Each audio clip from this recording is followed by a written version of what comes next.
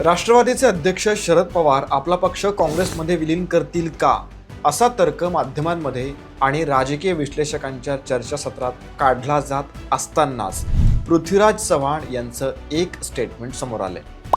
ज्यांच्या पक्षामध्ये काँग्रेस हे नाव आहे अशा सर्वांनी आपले पक्ष मूळ काँग्रेसमध्ये विलीन करावेत, असं त्यांचं म्हणणं आहे. यात अर्थातच सर्वात पहिलं नाव म्हणजे शरद पवार यांचं आहे. पण आपल्याला माहिती आहे पवारांचं राजकारण हे किती बेभरवशाचं राहिलेलं आहे आत्तापर्यंत. ही ऑफर अशा परिस्थितीमध्ये देण्यात आलेली आहे ज्या काळामध्ये खरं तर पवारांचा पक्ष अडचणीत आहे.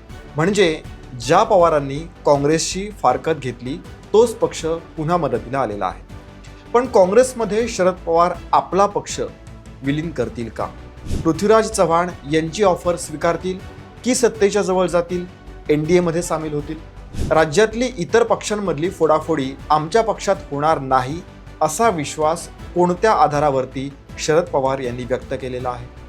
शरद पवार काँग्रेसमध्ये सामील झाले तर अंतर्गत गटबाजी वाढेल का? राहुल गांधी यांचं शरद पवार यांच्याबद्दल नेमकं काय मत आहे?